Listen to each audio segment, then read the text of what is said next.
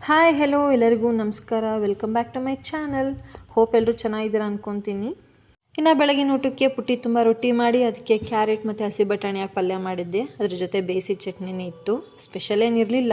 ಚಿಂಟುಗೆ ಊಟ ಮುಗಿಸ್ಕೊಂಡು ಸ್ಕೂಲಿಗೆ ಬಿಟ್ಟು ಬರಬೇಕಾದ್ರೆ ಸರ್ಕಲಲ್ಲಿ ಒಂದು ಫಂಕ್ಷನ್ ಇತ್ತು. ಏನು ಅಂತ ನೋಡಿದರೆ ಈ ಫೋಟೋದಲ್ಲಿರೋ ವ್ಯಕ್ತಿದು ಜನ್ಮದಿನಾಚರಣೆ ಇತ್ತು.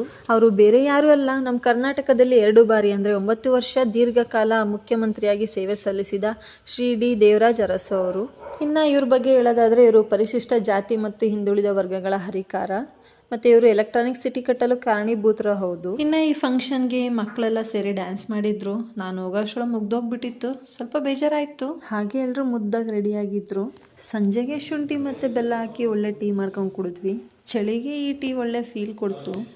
ಇದ್ರ ಜೊತೆ ನಮ್ಮ ಪೌಲ್ಟ್ರಿ ಫಾರಮ್ ನೋಡಿ ಯಾರೆಲ್ಲ ಮಂತ್ಲಿ ಸ್ಯಾಲ್ರಿ ಜೊತೆ ಸೈಡ್ ಇನ್ಕಮ್ ಬೇಕು ಅಂತ ಅಂದ್ಕೊತಿದ್ರು ಅವರಿಗೆ ಒಂದು ಐಡಿಯಾ ಕೊಡೋಣ ಅನ್ನಿಸ್ತು. ಮರಿ ಎಷ್ಟು ದಿನ ಕೊಡ್ತಾರೆ, ಅದನ್ನ ಎಷ್ಟು ದಿನ ಬೆಳೆಸಬೇಕು, ಫುಡ್ಡೆಲ್ಲ ಏನು ಹಾಕಬೇಕು ಅನ್ನೋದ್ರ ಬಗ್ಗೆ ಡೀಟೇಲಾಗಿ ಬೇಕು ಅಂದರೆ ಹೇಳಿ ಒಂದು ಲಾಂಗ್ ವಿಡಿಯೋ ಮಾಡ್ತೀನಿ.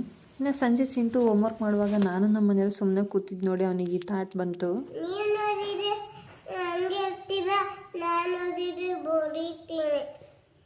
ಹೋಮ್ವರ್ಕ್ ಮಾಡಿಸಿ ರಾತ್ರಿ ಊಟಕ್ಕೆ ಮುದ್ದೆ ನುಗ್ಗೆಕಾಯಿ ಸಾಂಬಾರು ಮಾಡಿದ್ದೆ. ಇಷ್ಟೇ ಇವತ್ತಿನ ವಿಡಿಯೋ.